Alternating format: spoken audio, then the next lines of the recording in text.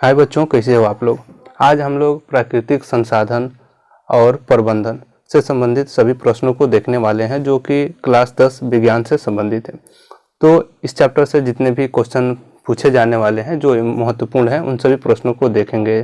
ठीक है, तो चलिए सबसे पहले हम लोग प्राकृतिक संसाधन के बारे में जानते हैं कि प्राकृतिक संसाधन दरअसल है क्या।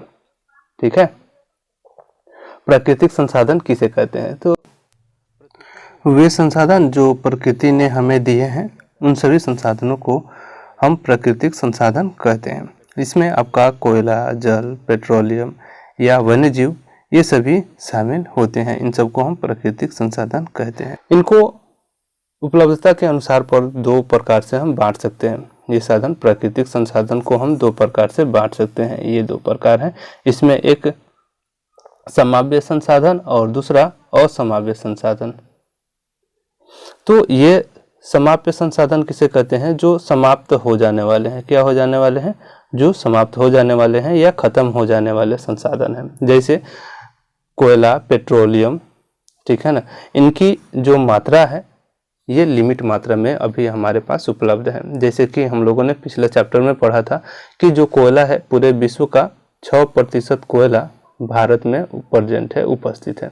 और यह कोयला जिस दर से हम लोग खर्च कर रहे हैं, यह कोयला उस दर से यदि खर्च किया जाए तो 150 वर्षों में 250 वर्षों के बाद ये कोयला खत्म हो जाएगा।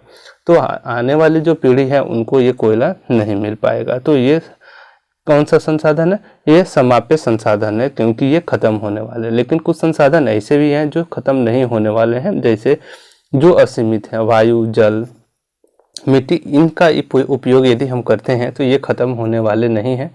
ठीक है, तो इनको हम क्या कहते हैं? इनको असमाप्य संसाधन कहते हैं।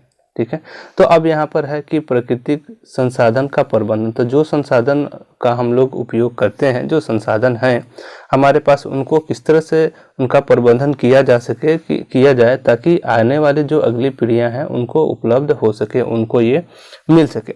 इन संसाधनों का शोषण कम से कम हो सके या शोषण न के बराबर हो, ताकि इसके लिए हमारे पर्यावरण को बचाने के लिए राष्ट्रीय और अंतर्राष्ट्रीय दोनों ने मिलकर के अधिनियम बनाया है, ताकि जो संसाधन का जो दोहन हो रहा है उसको प्रबंधन किया जा सके, उसको रोका जा सके। इसमें शामिल है आपका गंगा कार्य परियोजना। गंगा कार्य परियोजना क्या है? इसमें करोड़ों रुपया लगा करके प्रोजेक्ट तैयार किया गया सन 1950 ईस्वी में, जिसमें गंगा स्तर सुधारने के लिए यह जो प्रोजेक्ट है इसको तैयार किया गया था। इसका स्तर किस तरह से सुधारा जाएगा इसके लिए इसमें तैयार किया जाएगा। तो गंगा में जल है और जल की शुद्धता को हम किस तरह से नापेंगे? जो जल का जो प्रदूषण है उसको हम किस तरह से नाप सकते हैं? नापने के लिए सबसे सरल और सस्ता साधन है पीएच मान से उसके प्रदूषण को मापना। इसमें पीएच स्केल क्या है? 7 पीएच स्केल जो है यह यदि 7 से पीएच मान जल का यदि ज़्यादा होता है तो वह क्षारीय माना जाता है, और 7 से कम होता है तो अम्लीय माना जाता है। आप लोगों ने आपने पढ़ा होगा अम्ल और क्षार में कि किसी विलयन का अम्लीय और क्षारीय कब होता है, ये आप उसमें देख सकते हैं। तो जल को यदि उसका पीएच मान 7 है तो उसमें आप कह सकते हैं कि जल ये शुद्ध है। ठीक है ना। यदि पीएच मान उससे कम या ज़्यादा होता है तो वो शुद्ध नहीं माना जाता है। ठीक है ना, अम्लीय या तो क्षारीय हो जाता है। दूसरा है यदि जल में कोलीफॉर्म जीवाणु, मतलब जल में कुछ जीवाणु भी होते हैं जो मानव की आंत में भी पाए जाते हैं, इसकी उपस्थिति से जल संदूषित हो जाता है। ठीक है ना। तो अब देखिए कि जल का जो संदूषित होना, जल का जो प्रदूषण होना, एक नहीं उसके कई कारण हो सकते हैं। ठीक है ना। इस तरह से हम उनको देख सकते हैं। अब जो पर्यावरण में जो प्रदूषण हो रहे हैं, इन प्रदूषण को हम किस तरह से बचा सकते हैं, इसके लिए 3R का प्रयोग किया गया है। ठीक है ना। ये R आपके अंग्रेजी जो वर्ड्स हैं, रिन्यू, रिजर्व, ये R से उसमें 3R का यहाँ पर उपयोग किया गया है। लेकिन हम लोग तो हिंदी में पढ़ रहे हैं तो वो इंग्लिश वाले जो शब्द हैं वो इसमें नहीं दिए गए। जैसे कि कम उपयोग, जो संसाधन हमारे पास हैं उन संसाधनों का यदि हम आवश्यकता के अनुसार से उपयोग करें तो आने वाली जो हमारी पीढ़ी है या उन संसाधनों का हम कुछ बचाव कर सकते हैं, ताकि वो उसका जो उपयोग है, ठीक है ना, दूसरे लोग कर सकें। जैसे आवश्यकता के अनुसार से बिजली के बल्ब को जलाना। जो बिजली का बल्ब है, बिजली की जो आवश्यकता है वो सबको है, लेकिन यदि हम उसके कम जगह जलाएंगे तो दूसरे लोग उसको जला सकते हैं। पानी का जल, नल का जो पानी टपकते रहता है ना, उसको ठीक से बंद करना, या भोजन का जो आहार है वो हम लोग एक्स्ट्रा हो जाता है, ज़्यादा हो जाता है तो फेंक देते हैं।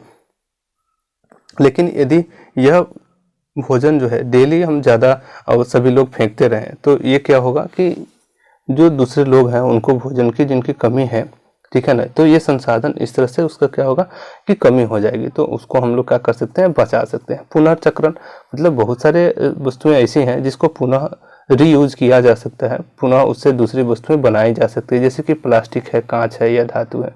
जो कबाड़ी वाला आता है ना, तो क्या करता है कि इन सभी चीज़ों को खरीद के लेके जाता है, या हम उसको दे देते हैं और वो ले जाने के बाद फिर से उसको दूसरी वस्तुएं बना करके देता है। इससे क्या होता है कि पोल्यूशन भी कम हो जाता है, प्रदूषण भी कम हो जाता है और उसका उपयोग भी हो जाता है। पुनः उपयोग मतलब कुछ वस्तुएं ऐसी है जिसका हम लोग फेंकने के बजाय उसको हम दूसरे कामों में यूज कर सकते हैं। जैसे कि समाचार पत्र, जो समाचार पत्र आता है ना हमारे पास, उसको तो हम पढ़ने के बाद से उसको फेंक देते हैं, लेकिन उसको हम लोग दूसरे कामों में भी यूज कर पाते हैं और कर भी सकते हैं। पुनः इस्तेमाल एवं उपयोग को क्या कहते हैं, पुनः चक्रण कहते हैं। कि यह बेहतर है क्योंकि इसमें ऊर्जा की बचत होती है, ठीक है ना। संसाधनों की का जो प्रबंधन है यह आवश्यक है। क्यों आवश्यक है, इसके बारे में हम लोग जानेंगे कि ये संसाधन क्या है, सीमित है। संसाधन हमारे पास सीमित है और इनका संरक्षण करना हमारा कर्तव्य भी है। और स्वास्थ्य सेवाओं के सुधार के कारण से जनसंख्या की जो वृद्धि है यह बढ़ रही है। जनसंख्या में जो वृद्धि है ये हो रही है और यहाँ पर संसाधनों की मांग में भी वृद्धि हो रही है। आपको पता ही होगा कि एक घर में 10 लोग रहते थे, तो पहले एक व्यक्ति था, एक घर था, तो संसाधन तो पर्याप्त थे, लेकिन उस परिवार में यदि 10 सदस्य और जुड़ गए, ठीक है ना, तो 10 घर चाहिए ना सबको अलग अलग, तो वहाँ संसाधन की कमी तो होगी। तो यही कारण है कि जब जनसंख्या में वृद्धि होगी तो संसाधन में की मांग में भी वृद्धि होना तय है, वृद्धि होगी ही होगी। अब संपोषित विकास, संपोषित विकास क्या है, तो यहाँ पर संपोषित विकास का संकल्पना मनुष्य की वर्तमान की जो आवश्यकता है ना, इसको पूर्ति करने और उसके साथ साथ भावी संतति के लिए संसाधनों का संरक्षण भी करना संपोषित विकास है। मतलब अपना विकास के साथ साथ आने वाली जो पीढ़ी है ना, उसके विकास के बारे में भी सोचे, तो उसे हम क्या कहते हैं, संपोषित विकास कहते हैं, ठीक है। अब प्राकृतिक संसाधनों की व्यवस्था करते हुए हमें ध्यान देना होगा कि ये संपोषित विकास किस तरह से हो सके। दीर्घकालिक दृष्टिकोण, हमें हमारा जो ध्यान रहे कि दीर्घकालिक दृष्टिकोण तक रहे, कि जिसका जो संसाधन हमारे पास है उन संसाधनों का हम उपयोग कर रहे हैं तो किस तरह से उपयोग करें कि आने वाली जो पीढ़ियां हैं उनको दिक्कत न हो। ऐसा नहीं है कि हमारे पास पेट्रोलियम है, कोयले हैं, तो उसका हम क्या करें कि लगातार उपयोग करना शुरू कर दें कि चलो ये तो फ्री में मिल रहा है ना, तो उसका हमारे पास उपलब्ध है सारा उपलब्ध, मतलब उसको उपयोग कर जाते हैं। लेकिन आने वाली जो पीढ़ियां हैं उनके पास तो होंगी नहीं, तो वो किस चीज़ों का उपयोग करेंगे, इसका ध्यान रखना है। दूसरा, इनका वितरण समूहों के रूप में न होकर के कुछ प्रभावशाली लोगों को ही लाभ हो। अब इसमें कह रहा है कि इसका जो वितरण है इसका कम से कम किया जाए, ठीक है ना, अन्यथा क्या होगा कि बाद में जब संसाधन की कमी हो जाएगी तो केवल जो प्रभावशाली लोग हैं उन्हीं को मिल पाएगा। जैसे कि आप देख पा रहे हैं कि जो महंगाई बढ़ रही है, वस्तुओं की कीमतें बढ़ रही हैं, जो कीमती वस्तुएं हैं उसका उपयोग जो प्रभावशाली लोग हैं वही लोग कर पा रहे हैं, ठीक है ना, और बाकी लोगों की जो पहुंच सीमा है उससे ये दूर होते जा रही है क्योंकि संसाधन की वहां पर कमी हो रही है। अपशिष्ट पदार्थों को सुरक्षित निपटान का भी प्रबंधन होना चाहिए। जो अपशिष्ट पदार्थ है उसको हम सुरक्षित किसी जगह, ऐसे जगह पर रखें जहाँ से प्रदूषण भी कम हो सके।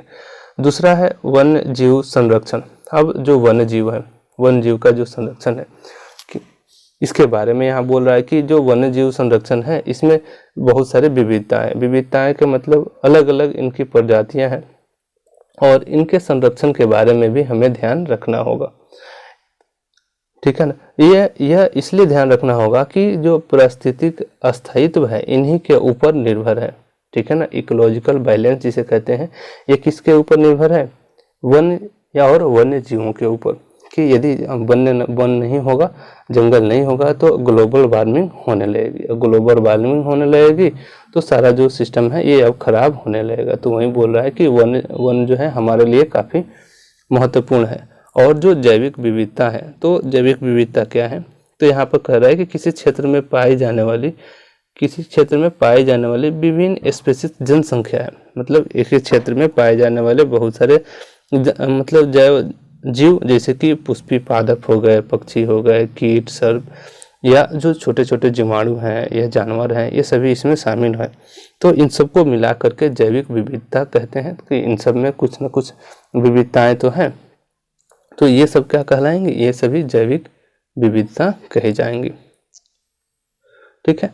अब तप्त स्थल, ऐसा क्षेत्र जहाँ अनेक प्रकार के संपदा पाई जाती है, उसे हम क्या कहते हैं, उसे हम तप्त स्थल कहते हैं।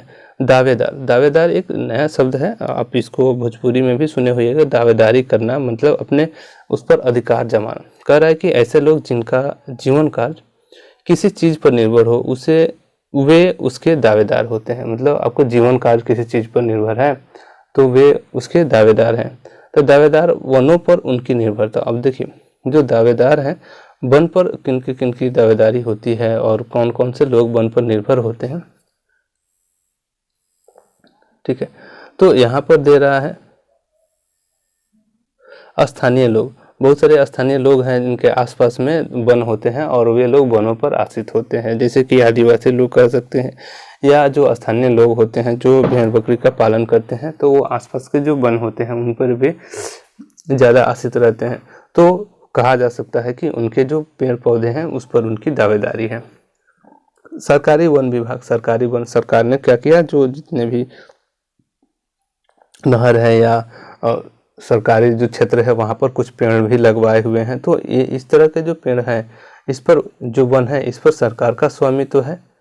ठीक है ना, और उसको वे क्या करते हैं, नियंत्रित करते हैं, ताकि जो इकोलॉजिकल जो बैलेंस है, ठीक है ना, ये बरकरार रहे। उद्योगपति जो वनों से प्राप्त उत्पादों का उपयोग करते हैं, ये इस पर उनकी दावेदारी होती है। जैसे कि गवर्नमेंट ने कुछ उद्योगों को लाइसेंस दे रखा है कि वे जो वन है, वन से प्राप्त कुछ औषधियाँ हो गई या कोई भी चीज़ हो गई जिस पर उनका उद्योग निर्भर है, तो वे उस पर उनकी दावेदारी है, क्योंकि गवर्नमेंट उस पर कभी रोक नहीं लगा सकती है इस तरह से उसके लिए, ये क्योंकि ये जो उनका उद्योग है ये बंद हो सकता है। ठीक है। वन्य जीव व प्राकृतिक प्रेमी, कुछ लोग वन्य जीव हैं या जो प्राकृतिक प्रेमी हैं, जो जंगलों में रहते हैं या जिनका प्रकृति से प्रेम है, वे लोग उन्हें बचाना चाहते हैं। इस कारण से इस पर उनकी भी दावेदारी कही जा सकती है। इस तरह की घटनाएं आपको कई जगहों पर कई बार देखने को मिल जाएगा। इसमें एक बहुत प्रसिद्ध है अमृता देवी बिश्नोई का। यह 1731 ईस्वी में राजस्थान के जोधपुर के एक खेजरी गांव है ना, वहां पर हुआ था, जहां वृक्षों को बचाने के लिए 263 लोगों ने अपनी जान गंवा दी थी। ठीक है ना, और बाद में सरकार ने जो अमृता देवी है ना, अमृता देवी बिश्नोई, इनको राष्ट्रीय पुरस्कार की घोषणा की थी। उनकी स्मृति में आज भी पुरस्कार दिया जाता है। ये घटना दरअसल ये इस तरह से हुआ था कि जब वृक्षों को जो काटा जा रहा था ना, तो इन लोगों ने क्या किया था, उसको वृक्षों को काटने से वहाँ पर आंदोलन कर दिया था। दूसरा है चिपको आंदोलन। ये भी आंदोलन यहाँ पेड़ की वन की कटाई से ही है। ठीक है ना, यहाँ रेनी नाम के एक गांव हुआ था, वहाँ पर महिलाओं ने उसी समय वहाँ वन में पहुँच करके जो ठेकेदार थे उसको वृक्ष काट रहे थे, उनको काटने से मना कर दिया और वे लोग वृक्षों से चिपक करके इस आंदोलन को अंजाम दिया था। ठीक है ना, और इस तरह से यह आंदोलन काफ़ी तीव्र हो गया था और काफ़ी मतलब जन समुदाय में फैल भी गया था। सरकार वन संसाधनों का उपयोग के लिए प्राथमिकता निश्चित करके पुनः विचार करने पर मजबूर कर दिया था और वहाँ पर वनों की जो कटाई है उसको रोक दी गई थी। इस तरह से पश्चिम बंगाल वन विभाग ने 66 साल के वृक्षों की जो अराबाड़ी वन क्षेत्र का नया जीवन दिया था और वहाँ पर वनों की कटाई को रोक दिया गया था। सभी के लिए वन के साथ साथ जल का भी महत्व है, क्योंकि जल जो है पृथ्वी पर पाए जाने वाले जितने सजीव हैं उनका मूलभूत आवश्यकता है। ठीक है ना, इस पर उनकी दावेदारी है। ऐसा नहीं है कि किसी व्यक्ति को यदि कारावास की सज़ा दे दी जाती है तो उसको खाना पानी या भोजन बंद कर दिया जाएगा, क्योंकि भोजन पर उनकी दावेदारी है, उनको भोजन मिलना ही चाहिए, ठीक है ना। तो जीव जंतु हैं या पेड़ पौधे हैं, इस पर सबका, जल पर सबका समान अधिकार है, और इस कारण से हम कह सकते हैं कि जल पर भी उनकी दावेदारी है।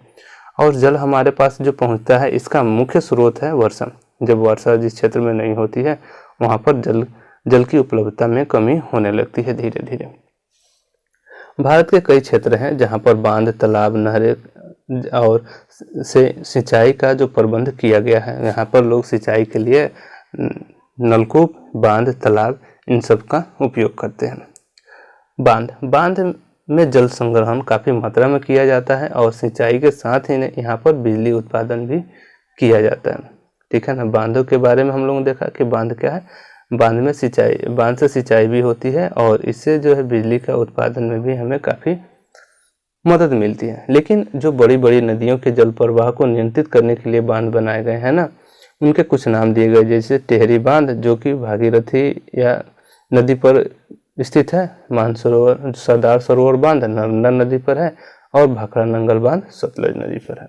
ये काफ़ी महत्वपूर्ण है, और इससे ऑब्जेक्टिव क्वेश्चन बहुत ज़्यादा पूछे जाते हैं कि टिहरी बांध कौन से नदी पर है, और इन तीनों और नदियों का वहाँ पर ऑप्शन में नाम रहेंगे। बांधों से तो लाभ हमें बहुत है, और इसके साथ साथ इससे हानियाँ भी हैं। तो सबसे पहले लाभ के बारे में हम लोग देखते हैं कि सिंचाई के लिए यहाँ पर जल सुरक्षित रहता है, बिजली उत्पादन होता है, और क्षेत्र में जल का लगातार वितरण होते रहता है। दूसरा देखें तो हानियाँ, यहाँ पर किसान जो आदिवासी विस्थापित होते हैं, जो किसान हैं आदिवासी हैं, उनको समस्या होती है, मुआवजा नहीं मिलता है जब नहर के बांध टूटने से कहीं किसी की फसल दह जाए या बर्बाद हो जाती है, तो क्योंकि ये छोटे क्षेत्रों में होता है ना, जिस कारण से यहाँ पर मुआवजा नहीं मिल पाता है।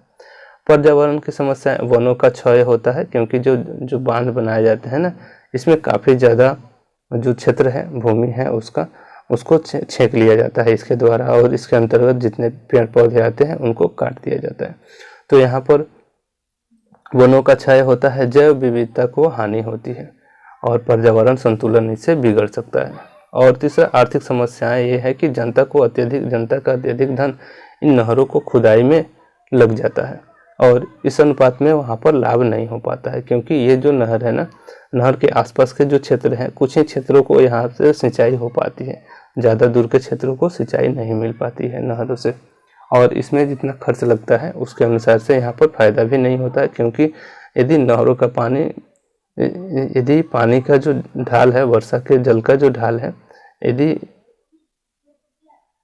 ये इस क्षेत्र में इस तरह से इनका फ्लो होता है ना, ये बहते हैं, तो नहर बन जाने के बाद ये पानी का जो बहना है अवरुद्ध हो जाता है, और इसके आसपास के कुछ क्षेत्र होते हैं जहाँ पर फसल बर्बाद होने भी लगते हैं। तो इस कारण से यहाँ पर देखें हम लोग कि जो नहर है, नहरों से कुछ फायदे भी हैं और कुछ नुकसान भी हैं।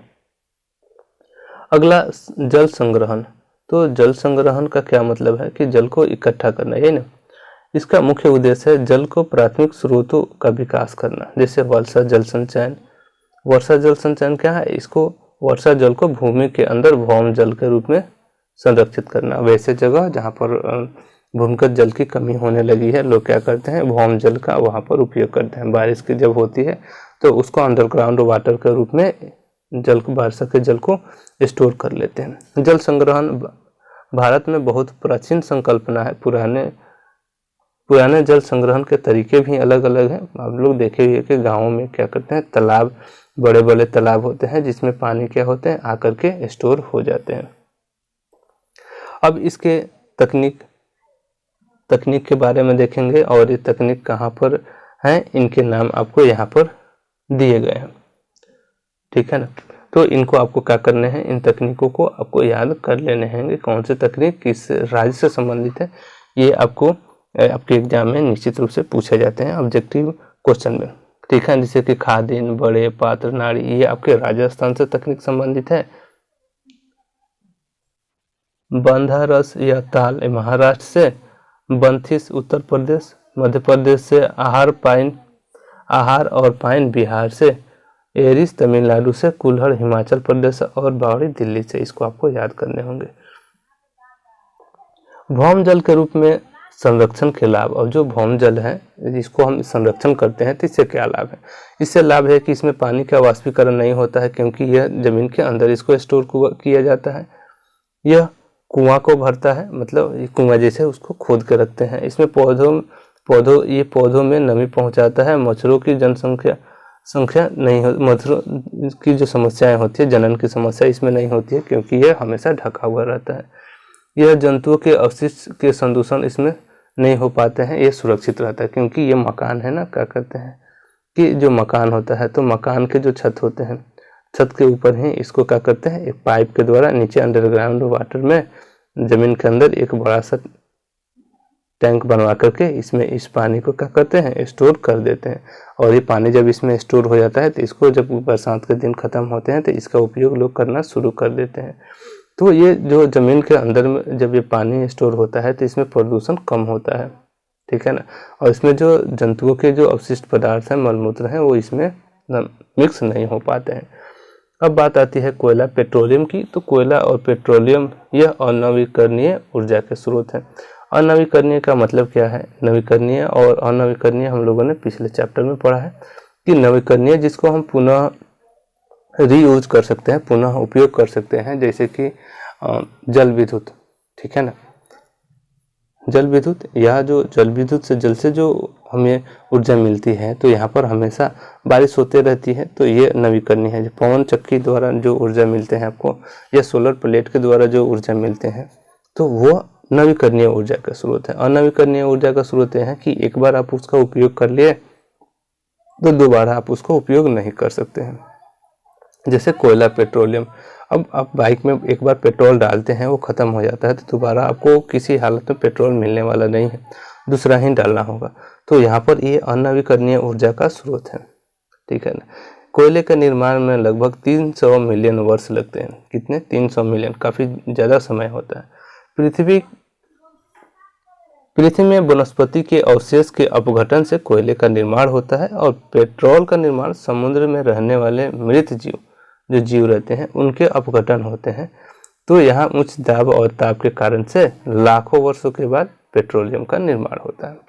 तो हम लोगों ने देखा कि पेट्रोलियम और जो कोयले हैं, इनके निर्माण में कितने समय लगते हैं और ये किस तरह से निर्माण होते हैं, इसको आप याद कर लीजिएगा।